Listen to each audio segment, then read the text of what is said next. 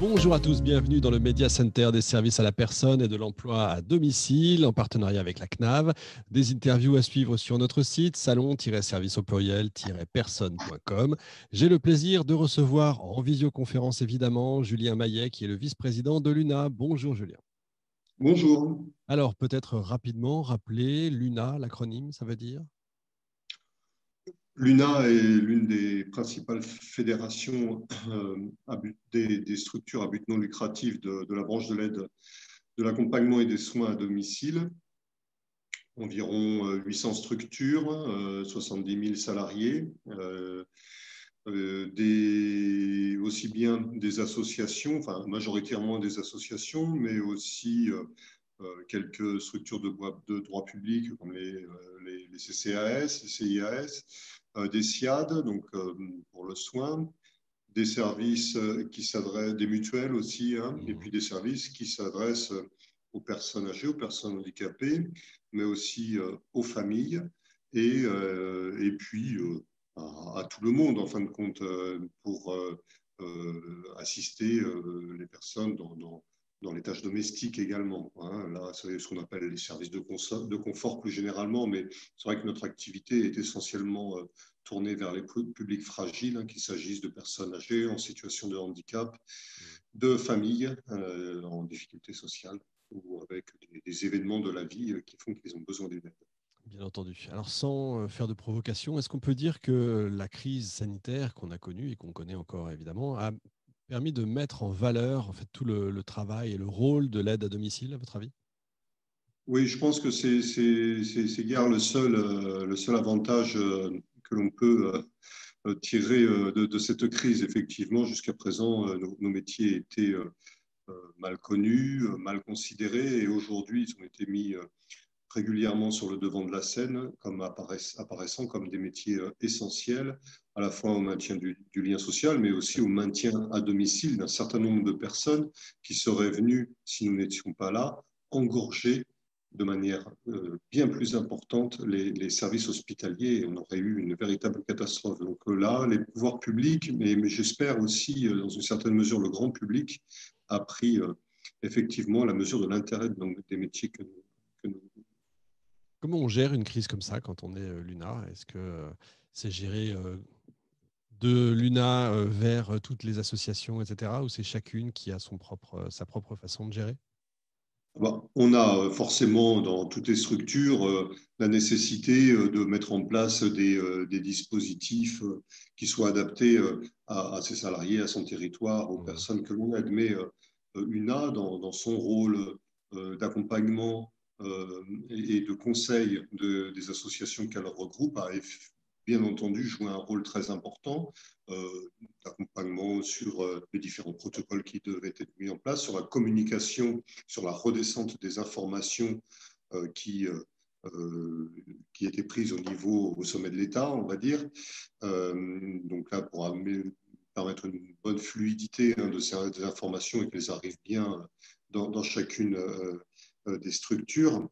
Et puis, un rôle de soutien, bien entendu, au quotidien des structures, et puis le rôle de lobbying pour faire passer et entendre au pouvoir public les remontées de terrain qu'on avait, qui étaient désastreuses, notamment lors du premier confinement au sujet des EPI, des éléments de protection individuelle, dont on sait qu'ils manquaient cruellement sur les territoires. Et donc, l'UNA a pu, comme ça, faire porter la parole de ses adhérents. On a réussi aussi, ce n'est pas qu'anecdotique, mais on a réussi par exemple à distribuer de grandes quantités de gel hydroalcoolique grâce à un partenariat avec le CNRS notamment. Très bien. Vous pensez que ça peut avoir une incidence heureuse en fait, sur la future loi grand âge et autonomie ? Justement, le fait Alors, qu'elle ne soit pas déjà arrivée, c'est peut-être un avantage. Oui, en tout cas, il ne faudrait pas qu'elle tarde trop. Certes, le fait qu'elle ne soit pas arrivée avant la crise permet de prendre la mesure voilà, et d'adapter à la mesure des besoins que nous avons. Ceci étant dit, au jour d'aujourd'hui, nous n'avons pas d'éléments qui nous permettent d'affirmer très clairement que cette loi sera votée en 2021. Or, c'est une urgence et c'est une nécessité à beaucoup d'égards, mais le principal étant celui-ci, c'est que nous avons besoin de rendre nos métiers plus attractifs. Aujourd'hui, on connaît leur utilité sociale, mais on sait aussi que les conditions de rémunération, les conditions d'emploi ne sont absolument pas satisfaisantes et que les candidats à un emploi ne se dirigent plus vers nous aujourd'hui pour ces raisons-là.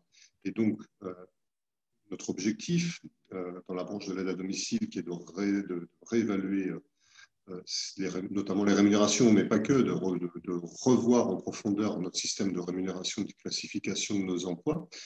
Nous avons d'ailleurs en branche signé un texte qui permet de réévaluer de manière très sensible les rémunérations de nos salariés. Et pour ce faire, nous avons besoin que l'État abonde à juste proportion des besoins que nous avons. Or, aujourd'hui, ce n'est pas le cas et ça ne pourra pas être le cas sans passer par la loi qui doit, d'une part, attribuer des moyens supplémentaires, mais d'autre part, réorganiser le secteur et notamment les principes de tarification, puisqu'on sait qu'en France, on a cette chance d'avoir la décentralisation, mais que de par cette décentralisation, il existe, et ça n'est pas normal, une rupture d'égalité des citoyens devant la loi. Et aujourd'hui, force est de constater que on ne vieillit pas de la même manière en fonction du département dans lequel on réside. Et les structures sont parfois en très grande difficulté quand elles ont un département qui ne joue pas le jeu.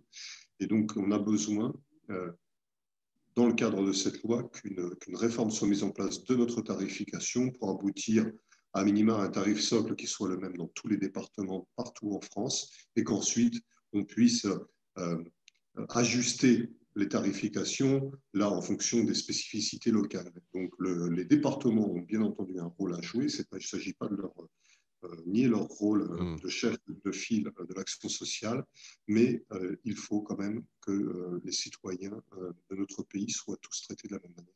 Effectivement, on a l'impression à vous entendre et au fil des interviews qu'on peut avoir que c'est un véritable New Deal, si je peux me permettre l'expression, qui doit arriver. C'est-à-dire que ça va jouer sur toute l'économie, sur notre vie de tous les jours, en fait. Revaloriser, il ne faut pas que ça coûte non plus trop cher. Ça veut dire de l'emploi, ça veut dire de la formation. C'est toute la société qui va se mettre en branle.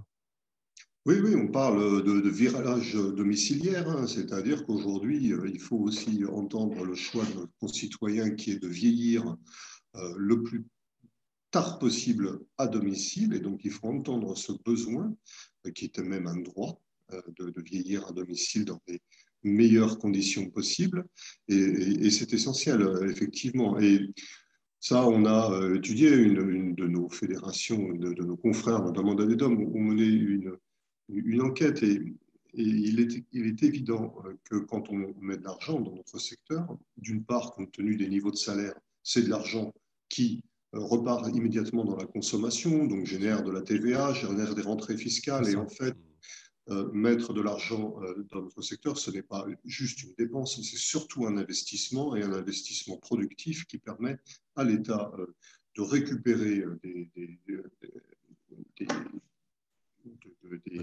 taxes, d'une manière générale, de l'argent, et qui permet, en plus de ça, effectivement, d'améliorer les chiffres du chômage, il y a tout un tas de conséquences en cascade qui sont positives et qui sont favorables à l'économie. Il ne faut plus parler de notre secteur comme un secteur dépensier et générateur de richesse. Exact, je suis assez d'accord. 1,5 million de personnes en perte d'autonomie en 2025, c'est-à-dire demain matin. C'est urgent, urgentissime ou déjà trop tard? On est à la limite du trop tard. Il est déjà quasiment trop tard, effectivement. Il aurait fallu agir bien avant. Maintenant, ce n'est pas une raison pour ne rien faire aujourd'hui. Il est évident qu'il y a une véritable urgence. On est au bord de la falaise et on voit bien que dès aujourd'hui, d'ores et déjà, ça c'était une enquête UNA qui le démontrait, les structures n'arrivent plus à faire face à une partie de la demande, faute de pouvoir recruter des salariés qui ne veulent plus venir travailler. Et phénomène nouveau depuis la crise, ils commencent à partir pour aller rejoindre ici l'hôpital, là, Ouais. les maisons de retraite, parce que les conditions de rémunération se sont tout de suite améliorées dans ce secteur, alors que nous, une fois de plus, on passe, c'est la dernière roue du carrosse, une fois de plus, l'aide à domicile, alors que la logique du virage domiciliaire voudrait que ce soit le contraire. Évidemment. Vous êtes malgré tout confiant, il y a de l'emploi encore à venir, on peut encore s'investir pardon, dans cette économie-là? On est confiant dans le sens où on sait que, enfin, on est confiant, mais à la fois extrêmement vigilant. Confiant parce que la crise, encore une fois, a permis de mettre en perspective le fait que nos métiers sont essentiels et qu'aujourd'hui, il y a lieu d'investir dans ce secteur. Et je crois qu'y compris les gouvernants, le gouvernement actuel en a pris conscience, Hmm. puisque pour rejeter notre dernier texte qui permettait de revaloriser les rémunérations, deux ministres, M. Véran et Mme Bourguignon, nous ont écrit pour nous dire qu'ils s'engageaient à ce que notre accord puisse rentrer en vigueur au cours de l'année 2021. Pour autant, la prise de conscience s'arrête là où commence le porte-monnaie, puisque l'État, pour l'instant, ne manifeste pas le souhait d'abonder plus que ce qu'il n'a fait pour permettre l'application de ce texte, et qui, encore une fois, ne dépend pas seulement du financement qui sera attribué, mais bien de la mécanique qui fera et de la tuyauterie qui fera que l'argent débloqué arrivera bien dans nos structures, ce qui n'est Hmm. pas le cas actuellement en raison des disparités départementales et des modalités de tarification auxquelles nous sommes assujettis. Je comprends. Pour terminer, je ne veux pas me faire l'avocat du diable, mais j'ai l'impression qu'une loi comme celle-là, c'est plus une loi de début de mandature, de début de quinquennat plutôt que de fin. Est-ce que je me trompe? Et j'espère que oui. Écoutez, j'espère que ce n'est pas en tout cas l'avis de notre gouvernement et du président de la République, parce qu'on nous a déjà fait le coup lors de la précédente élection.